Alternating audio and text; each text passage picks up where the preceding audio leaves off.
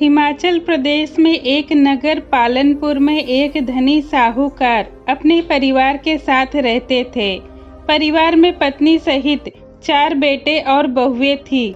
साहूकार की सबसे छोटी बहू दुर्गा बहुत ही चतुर और होशियार थी, जबकि उनके पुत्र और 3 बहुएं साधारण बुद्धि की थी। इसीलिए साहूकार सबसे छोटी बहू पर सबसे ज्यादा विश्वास करते थे। एक बार नगर के राजा साहूकार से नाराज हो गए तो उन्होंने साहूकार को नगर से बहिष्कार कर दिया। राजा ने साहूकार को आदेश दिया कि नगर छोड़ते समय वो और उनके परिवार के सभी सदस्य अपने शरीर के वस्त्रों और आभूषणों के अतिरिक्त और कुछ भी नहीं ले जा सकते। साहूकार क्या करते, वे विवश थे। उन्होंने अपने परिवार को राजा के आदेश के बारे में बताया और जैसे हैं उसी हाल में नगर छोड़कर चलने के लिए कहा। सभी तैयार हो गए। जाने से पहले छोटी बहू दुर्गा ने राजा के सिपाहियों से पूछा कि क्या वो रास्ते में खाने के लिए कुछ रोटियां ले जा सकती है। सिपाहियों ने मना नहीं किया तो छोटी बहू दुर्गा ने आटा गूंथा और उसमें 4 बहुमूल्य माणिक छिपा दिए। उस आटे की रोटी बनाई और उन्हें पोटली में बांध लिया। जब उसका परिवार नगर छोड़कर जाने लगा तब सिपाहियों ने पोटली की तलाशी ली। उसमें रोटियां देखकर उन्होंने कुछ नहीं कहा। साहूकार और उसका परिवार नगर से निकल पड़े। दिन भर की लंबी यात्रा के बाद रात में वे एक नगर में पहुँचे। वहां विश्राम के लिए एक धर्मशाला में ठहरे। रात भर विश्राम करने के बाद जब वे उठे तो साहूकार ने सबसे कहा कि वे सब अपने आभूषण दे दे, जिन्हें बेचकर वे खाने पीने की वस्तुएं और वस्त्रों की व्यवस्था कर लेंगे। तब छोटी बहू दुर्गा ने उन्हें रोटियों में छुपाए माणिक में से एक माणिक देकर कहा, पिताजी, आपको आभूषण बेचने की आवश्यकता नहीं है। ये लीजिए माणिक, इसे बेचकर कुछ धन की व्यवस्था कर लीजिए। उस धन से रहने के लिए घर का बंदोबस्त हो जाएगा और खाने पीने की भी वस्तुएं भी मिल जाएंगी और साथ ही साथ आप व्यापार भी आरंभ कर सकेंगे। साहूकार ने माणिक ले लिया और उसे लेकर नगर के बाजार की ओर चल पड़े। वहां उन्होंने नगर के सबसे बड़े जौहरी के बारे में जानकारी प्राप्त की और उसके पास गए। उसके पास पहुंचकर उन्होंने माणिक दिखाते हुए उसके एवज में धन लेने के लिए निवेदन किया। बहुमूल्य माणिक देखकर उस जौहरी के मन में लालच आ गया। वो माणिक हथियाने के बारे में सोचने लगा। उसने साहूकार से कहा, ये माणिक तो बहुत कीमती है, इसके लिए धन मुझे घर से मंगवाना पड़ेगा। मैं अपने नौकर को घर भेजता हूँ, तब तक आप यहाँ आराम से बैठिए। और उसने साहूकार को एक कमरे में रखी कुर्सी पर बैठने के लिए कहा, जो कच्चे सूत की बनी थी और उस पर एक गद्दा रखा हुआ था।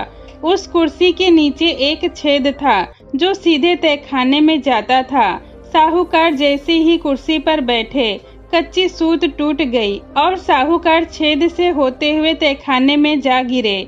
जौहरी ने फौरन तहखाने का छेद पत्थर से बंद कर दिया और उसके ऊपर पहले की तरह ही कुर्सी रख दी। फिर माणिक को तिजोरी में रख दिया। उधर धर्मशाला में सभी साहूकार की प्रतीक्षा करते करते थक गए, मगर वे नहीं लौटे। तब छोटी बहू दुर्गा ने अपने पति को दूसरा माणिक देकर कहा, आप बाजार जाकर पिताजी को ढूंढो। अगर मिल जाए तो इस माणिक को वापस ले आना। यदि न मिले तो माणिक को बेचकर खाने पीने का सामान और वस्त्र ले आना। उसका पति माणिक लेकर बाजार चला गया। वहां उसने अपने पिता की तरह ही सबसे बड़े जौहरी का पता किया। लोगों ने उसे उसी जौहरी के पास भेजा जिसने उसके पिता को कैद कर लिया था। जौहरी के पास पहुंचकर उसने उसे माणिक दिखाया। लालची और धूर्त जौहरी ने उसके साथ भी वही किया जो उसके पिता के साथ किया था और अब दोनों पिता और पुत्र जौहरी के तहखाने में कैद थे। जब दुर्गा का पति भी वापस नहीं लौटा तो उसे चिंता होने लगी। उसने स्वयं बाजार जाने का निर्णय लिया। वो बाजार गई और अपने आभूषण बेचकर खाने पीने की चीजें और वस्त्रों की व्यवस्था की।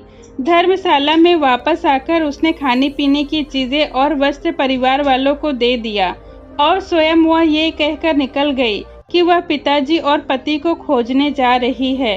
वहां से निकलकर उसने अपने लिए सिपाही की एक पोशाक खरीदी और सिपाही का वेश बनाकर राजा के दरबार में पहुंच गई। उसने राजा से विनती किया कि उसे अपने महल में सिपाही बना ले। राजा ने उसे सिपाही बना लिया और महल में ही पहरेदारी का कार्य सौंप दिया। कुछ दिनों तक सिपाही बनी दुर्गा ने महल के चारों पहरेदारी की। वहां उसे पता चला कि महल के पशुशाला में रोज रात एक राक्षस आकर उत्पात मचाता है। उसने राजा से पशुशाला की पहरेदारी की आज्ञा मांगी। पहले तो राजा हिचकिचाए, पर बाद में उन्होंने अनुमति दे दी। वहां से कुछ दूरी पर जंगल के रास्ते में एक ऊंचे पेड़ पर जाकर दुर्गा सिपाही के वेश में ही बैठ गई। उसने अपनी उंगलियां जगह जगह से काट ली थी ताकि उसे नींद ना आ पाए। रात होने पर उसने देखा कि जंगल की तरफ से एक बड़ा सा भैंसा सींग उठाए महल की तरफ भागा आ रहा है। वो समझ गई कि यही वो राक्षस है। जैसे ही वह भैंसा उस पेड़ के नीचे से गुजरा जिस पेड़ पर दुर्गा बैठी हुई थी, वो अपने दोनों हाथों में तलवार लिए नीचे कूद पड़ी और सीधे भैंसे के ऊपर गिरी। भैंसे पर गिरते ही उसने तलवार के तेज वार से उसका सिर काट दिया। मरते ही राक्षस अपने असली रूप में आ गया। दूसरे दिन जब राजा को ये समाचार प्राप्त हुआ तो ये बहुत प्रसन्न हुए। उन्होंने सिपाही रूपी दुर्गा को अपने पास बुलाया और कहा, मैं तुमसे बहुत प्रसन्न हूँ। तुमने उस राक्षस से छुटकारा दिलाया है जो कई वर्षों से हमें परेशान कर रहा था। तुम्हें इनाम में जो चाहिए वो मांग लो। दुर्गा बोली, महाराज, यदि आप मुझसे प्रसन्न हैं तो मुझे इस नगर की रक्षा का भार सौंप दीजिए और मुझे अधिकार भी प्रदान कीजिए कि मैं यदि किसी अपराधी को देखूं तो उसे स्वयं दंड दे सकूं। उसकी काबिलियत देखकर महाराज ने उसे नगर का कोतवाल बना दिया। नगर का कोतवाल बनने के बाद दुर्गा ने अपने पति और ससुर की खोज प्रारंभ की। उसने सोचा कि वे लोग अवश्य ही नगर के सबसे बड़े जौहरी के पास माड़ी के बेचने गए होंगे। इसीलिए उसने नगर के सबसे बड़े जौहरी का पता लगाया और उसके पास पहुंची। वो नगर के कोतवाल के भेष में थी तो जौहरी ने उसे नहीं पहचाना और कोतवाल समझकर खूब आवभगत करने लगा। वो बोला, अहो भाग्य, जो आप हमारे दुकान पे पधारे, कहिए मैं आपकी क्या सेवा कर सकता हूँ।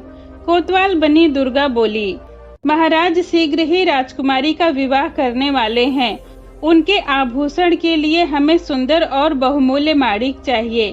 तुम्हारे पास हो तो दिखाओ। जौहरी ने कई माणिक दिखाए किंतु उनमें वह माणिक नहीं था जो दुर्गा ने अपने पति और ससुर को दिया था।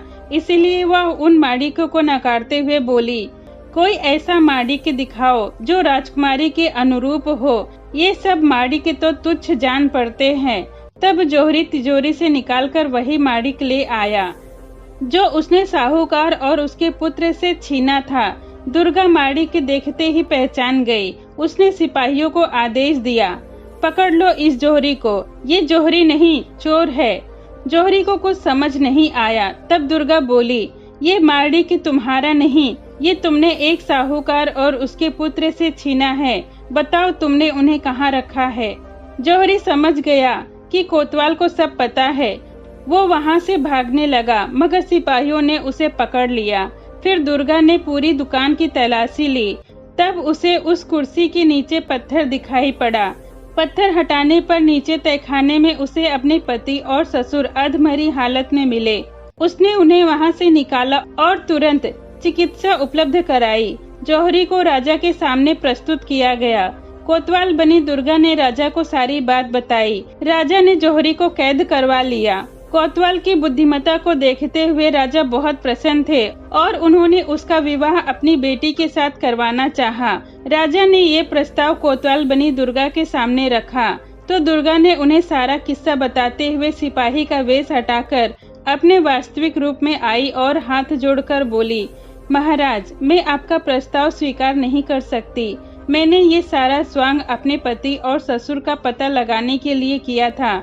मुझे क्षमा करे। राजा दुर्गा की बुद्धिमत्ता और बहादुरी देखकर चकित थे और प्रसन्न भी थे। उन्होंने दुर्गा को क्षमा कर दिया और उनके परिवार को अपने नगर में ही बसने की अनुमति दे दी और साथ ही साथ उनको नया व्यापार आरंभ करने में हर संभव सहायता की।